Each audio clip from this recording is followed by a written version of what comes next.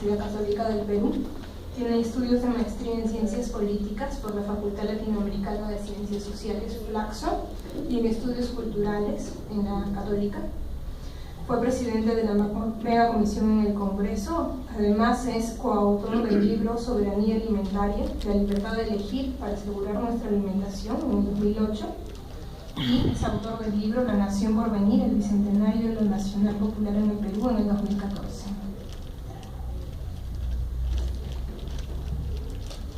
Bueno, muchas gracias, muy buenas noches. Agradezco al colectivo La Manu, a todos los presentes. Después de las exposiciones que han abarcado varios temas, voy a tratar de no redundar, centrarme un poco en la experiencia, el debate de la ley universitaria, ver los avances y los retos hacia el futuro, aquello que no pudimos mejorar o reformar en este proceso que tuvimos en el Congreso de la República.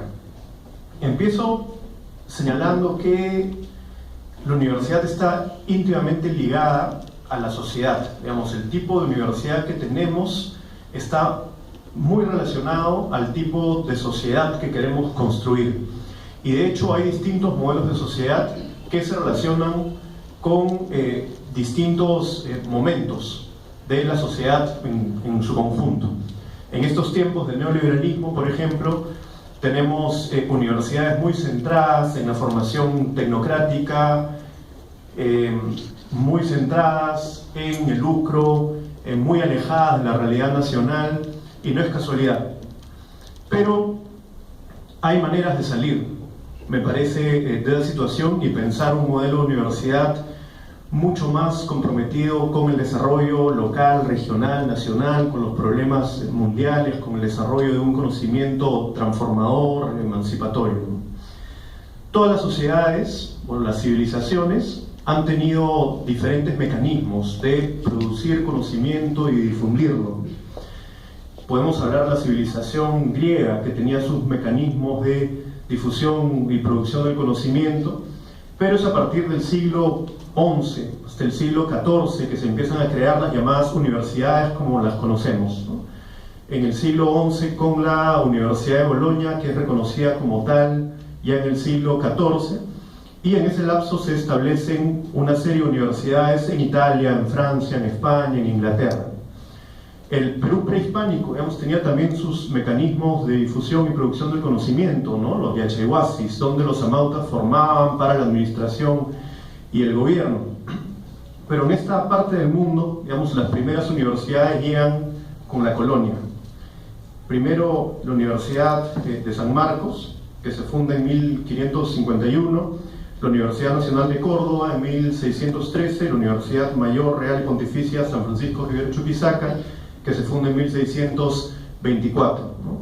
Muy ligados a los intereses coloniales, espacios de formación de élites muy reducidas, pero donde en algún momento también empiezan a infiltrarse en cierta forma las ideas liberales, las ideas que venían de la Revolución Francesa, por ejemplo.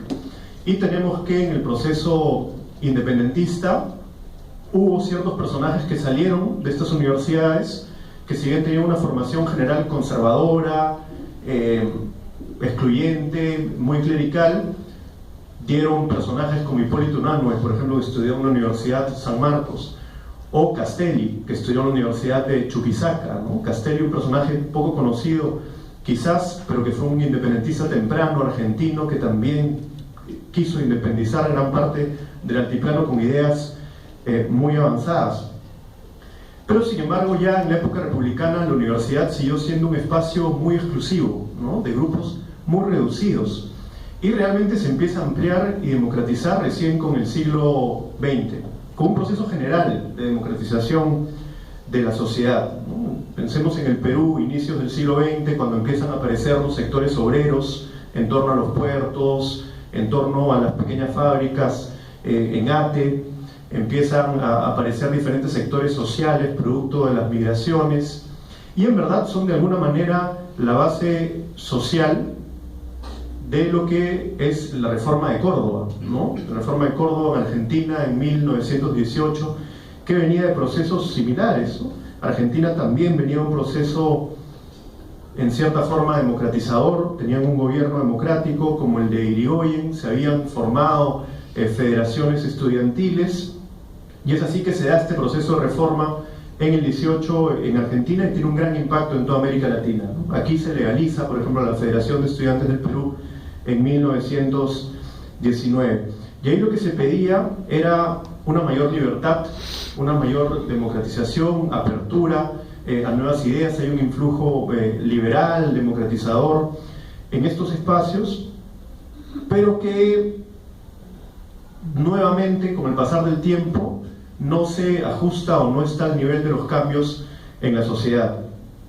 Hay otro proceso democratizador, yo diría, en torno a las grandes olas migratorias de la segunda mitad del siglo XX y el proceso del velasquismo, que plasma en cierta forma una ley universitaria en el año 1983.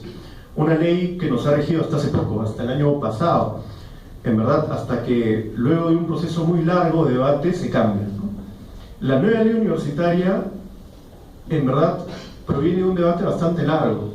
En el año 2003, desde el Ministerio de Educación se plantea una comisión para la segunda reforma, y en esta comisión se empiezan a debatir líneas generales de una nueva ley universitaria.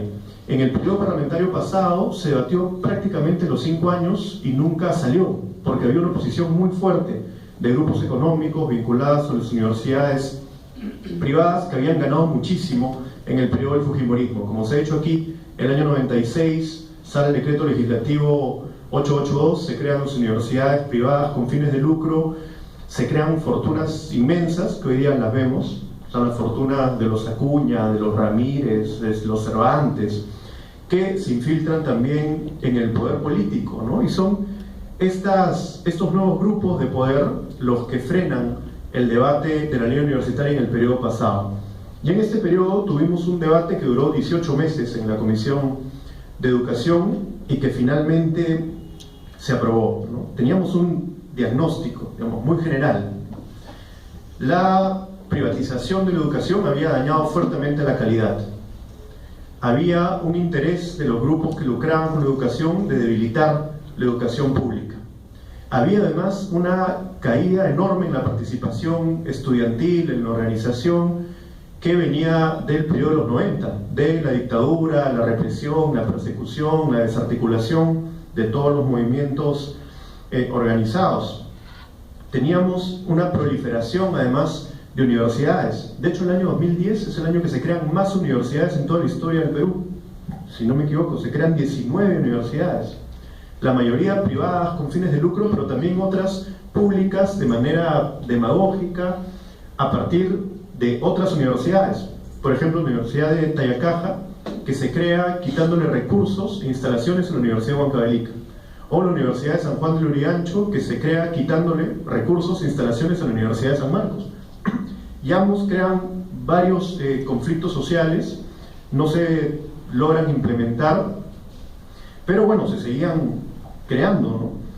Y a la fecha hay alrededor de 60 universidades adecuadas al decreto legislativo 882. Como se ha dicho aquí, 85 universidades privadas, que equivale al 62% de las universidades, y un 36.5% universidades que son públicas. Es decir, la relación se invirtió completamente.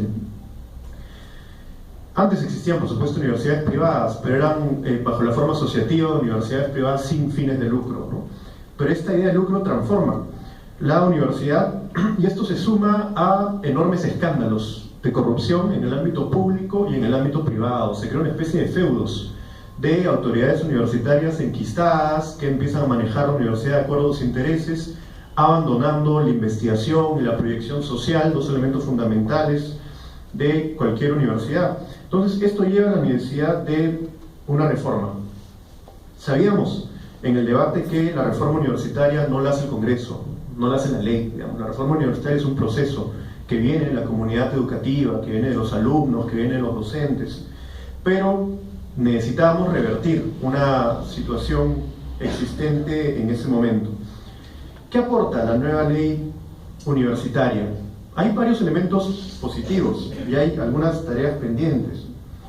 En primer lugar, se define la educación superior como un derecho fundamental y un servicio público esencial. Creo que esto es un avance, ¿no? Un servicio público esencial es el que se refiere a aquellos que son indispensables para el desarrollo de las personas, para el bienestar de las personas. Un servicio básico esencial es el agua y el desagüe, por ejemplo. Y se comprende también la educación universitaria. Se plantea también todo un proceso de reestructuración de las universidades, ¿no? Las universidades debían convocar una asamblea estatutaria, debían aprobar sus nuevos estatutos, elegir a sus nuevas autoridades. De hecho, el 31 de diciembre vencen los plazos para que se convoquen elecciones y todas las universidades tengan nuevas autoridades.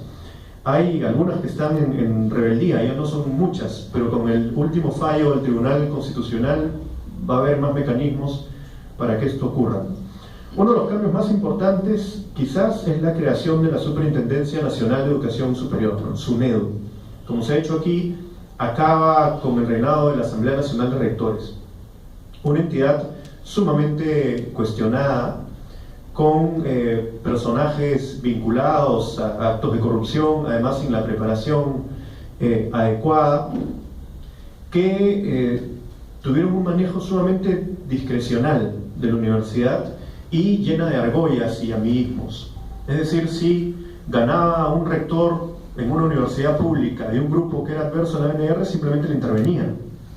Después los miembros de la ANR se han quejado de que el SUNEDU limitaba la autonomía universitaria, pero la verdad es que con la ANR había mucho menos autonomía. Intervenían en cualquier momento y sacaban autoridades como si nada. Entonces, esto ha sido un paso importante que además suma a un proceso de generar mayores exigencias de transparencia. La nueva ley establece también que la acreditación de la calidad es voluntaria. Esto en estos momentos es discutido, es discutible si es lo mejor que sea obligatoria o si es voluntario. Hace poco tuve una conversación con el ministro sobre este tema y él me argumentaba que el carácter voluntario le da mayor competencia entre las universidades para buscar la calidad. No sé qué criterios hay, me dice que así se da en otros países, pero en fin, es un tema que está abierto todavía a discusión. También establece un capítulo sobre investigación, y esto sí me parece que es un aporte importante. Establece la obligatoriedad de tener vicerrectorados de investigación. No todas las universidades lo tenían. San Marcos tenía, por ejemplo, un vicerrectorado que funcionaba, ¿no? Que hacía que la Universidad de San Marcos fuera una de las universidades que más investigaba en el país. Y había una serie de universidades que simplemente no realizaban ningún tipo de investigación. Durante el debate en la Comisión de Educación sobre este punto específico, recuerdo que un rector se acercó y dijo que su universidad no hacía y no pensaba hacer investigación, que su universidad solamente formaba, y que nos olvidemos de la previsión social y la investigación. Entonces yo creo que fue un paso importante plantear la obligatoriedad de este vicerrectorado. Se planteó además que esta investigación debe partir de una coordinación permanente entre el sector público y el sector privado para resolver los problemas del país. Se promueve también la formación de empresas, las llamadas incubadoras de empresas, con asesoría técnica permanente por parte de los docentes. La ley también establece la elección universal de rectores, vicerrectores y decanos, pero con ponderaciones. 2/3 del voto corresponde a los docentes ordinarios y 1/3 a los alumnos matriculados. Esto actualmente está teniendo varios cuestionamientos. Acabo de estar en Puno, por ejemplo, donde me dicen que los alumnos nunca ganan ningún proceso, ¿no? Porque la ponderación es muy baja, y quisieran que haya una elección realmente universal. De hecho, antes de que existiera la ley, algunas universidades en sus estatutos ya habían promovido mecanismos de elección, como la Universidad de Cajamarca, donde los alumnos tenían mucho mayor participación. Es un avance, pero seguramente es algo que habrá que corregir. Se plantea también que debe haber un mínimo de 2% del presupuesto de la universidad para responsabilidad social universitaria. Se establece una defensoría universitaria para los miembros de la comunidad universitaria. Se exigen mayores exigencias también para ser docente y para ser autoridad, que deben cumplirse en un plazo de 5 años, y se declara en reorganización el Sistema Nacional de Evaluación, el SINEACE, y se propone que se va a reformar mediante ley, que hasta ahora se está discutiendo. Estos son los elementos básicos de esta nueva ley universitaria. ¿Ayuda? Yo creo que sí. ¿Es un avance? Yo creo que sí. ¿Tiene tareas pendientes? También, y varias de fondo. Una de ellas es que no pudimos eliminar el lucro en la educación. Es un tema fundamental. Y si no lo logramos fue por votos. En el Congreso todo se resuelve por votos, por correlaciones. Y, como les decía hace un momento, tenemos a los Acuña, dueños de la Universidad César Vallejo, parte de las nuevas fortunas de nuestro país. Tenemos a los Ramírez, vinculadas al fujimorismo y dueños de la Universidad de las Peruanas. Tenemos a Luna, de Solidaridad Nacional, vinculado a la Universidad TechSub, ¿no? Telesub. Tanta propaganda en todos lados, igualito no me acuerdo. Después el APRA está muy vinculado a la Universidad San Martín, a la Universidad Continental, la Universidad Villarreal, la Universidad Garcilaso, ¿no? Entonces todo eso generó una enorme presión para no poder plantear que se eliminara el lucro en la educación, porque si lo poníamos simplemente se caía toda la ley. Pusimos unos pequeños candados, ¿no? Por ejemplo, está la moratoria para la creación de universidades. Hay un candado que señala que una universidad asociativa ya no se puede convertir en societaria, es decir, no puede pasar de privada sin fines de lucro a privada con fines de lucro, pero falta lo fundamental, que es que todas las universidades privadas se adecúen a un modelo sin fines de lucro. Falta además mejorar la participación de los alumnos en las elecciones. Como se ha hecho aquí, a las universidades privadas no se les exige lo mismo que a las universidades públicas en cuanto a organización de los alumnos. Sabemos que en varias universidades privadas, por ejemplo, hay los llamados delegados de aula y les pagan incluso. O sea, tú participas en tu elección porque sabes que te van a pagar algo y obviamente estás bajo el control, digamos, o la dirección de las autoridades que te pagan. Después también falta garantizar un mejor uso del canon. Como ustedes saben, parte del canon va a las universidades y un porcentaje va a investigación. Falta flexibilizar. Se supone que el MEF hace mucho tiempo estaba evaluando fórmulas para flexibilizar ese uso, pero hasta ahora tengo entendido que no han llegado a una mejor fórmula. Se necesita mejorar la ejecución del presupuesto. Si ven el presupuesto que se va a debatir ahora en el Congreso, hay varias universidades públicas que tienen menor presupuesto. Es un problema. Pero si uno ve la ejecución, hay algunas que han tenido 30, 40% de ejecución presupuestal. Y el MEF tiene un criterio según el cual aquellos que tienen menos ejecución que un porcentaje, el año siguiente le recortan. Entonces, claro, no puede quejarse de que es una aplicación muy estricta y que más bien hay que aumentar el presupuesto, pero hay que aumentar también la capacidad de ejecución del gasto. Y hay que regular el uso también de los beneficios tributarios. Ustedes saben que de alguna manera todas las universidades tienen beneficios del Estado, de alguna manera todas están subsidiadas porque tienen exoneraciones tributarias, no tienen determinados beneficios. Sin embargo, hay altísimas remuneraciones que esconden lucro. La Universidad Garcilaso, por ejemplo, tenía un rector que ganaba 1,5 millones al mes de soles y se subió, creo, a 2 millones mensuales. Ahora dicen que se lo ha bajado, ahora gana 1 millón nomás. Pero es una cosa increíble. Y cuando citamos a los funcionarios de la SUNAT, les preguntamos, oiga, ¿para usted no es evidente que aquí están vulnerando la ley, que están lucrando bajo el disfraz de las remuneraciones? Bueno, no podemos decir porque es reservado las investigaciones que hacemos. Me pareció increíble. Yo les decía, ¿cuáles son los estándares que ustedes tienen para darse cuenta si alguien está vulnerando la ley? Bueno, comparamos con el ingreso promedio, la remuneración promedia del país y a nivel mundial. Y resulta que este rector gana muchísimo más que el rector de Harvard. O sea, ni siquiera en una escala mundial es aceptable. Y la SUNAT no había hecho nada. Y hasta el día de hoy, después de esa citación que le decimos, no ha hecho nada.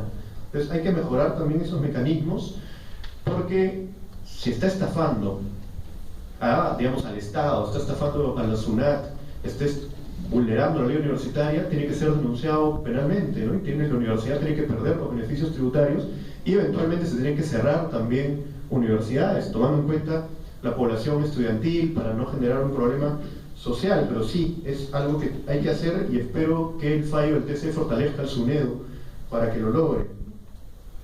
Pero bueno, creo que esas son las tareas pendientes.